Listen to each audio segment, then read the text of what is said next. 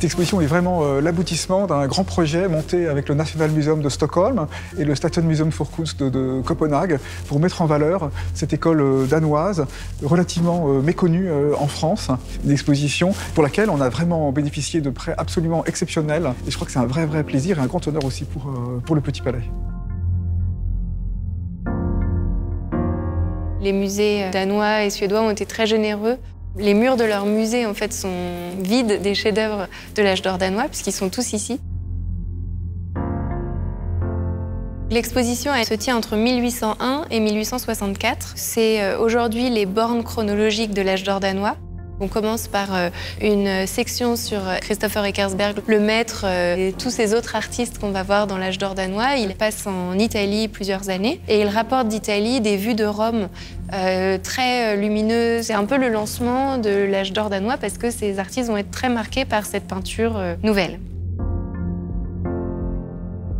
Deuxième section de l'exposition, c'est une grande section en deux parties qui présente l'Académie royale des beaux-arts de Copenhague. Tous les artistes de l'âge d'or danois passent par cette académie. C'est le cœur de l'enseignement artistique à Copenhague. On ne peut pas devenir artiste sans passer par l'académie. Ensuite, on a une deuxième partie de cette section qui est liée à l'atelier de l'artiste, où on voit bien qu'en fait, c'est des artistes qui se fréquentent tous, qui se connaissent tous et qui se représentent les uns les autres.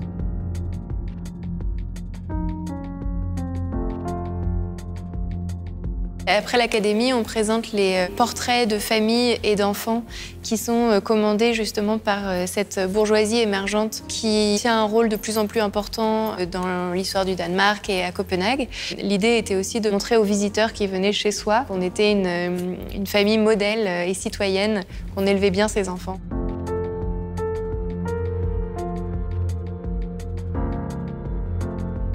Ensuite, on voyage à nouveau en Italie. Il n'y a pas d'académie danoise à Rome, mais les artistes danois souvent se retrouvent entre eux, travaillent entre eux. C'était un moyen aussi de pouvoir ensuite se faire tout de suite un nom avec ces vues de Rome et ces scènes de genre romaines.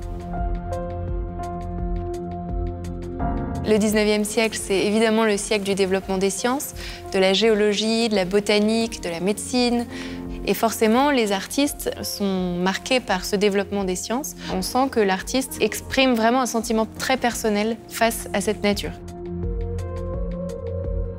Donc ensuite, on présente le paysage danois. Le rapport du Danemark aux mers était en train d'évoluer.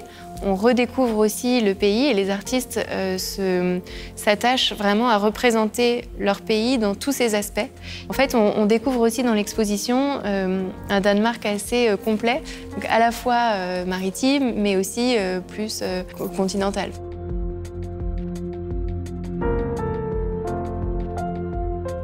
Après le paysage, on présente une avant-dernière section consacrée à la représentation de la ville et de la vie quotidienne.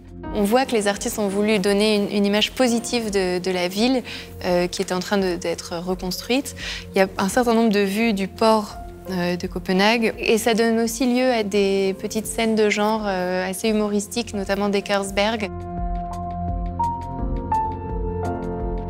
Et puis on termine par une section sur la fameuse guerre des duchés de 1864. Et cet épisode déterminant a donné lieu à des tableaux sur la guerre. C'est une image assez touchante de la fin de cette période qui est porteuse d'espoir et en même temps qui montre bien que le Danemark a été particulièrement marqué par cet événement.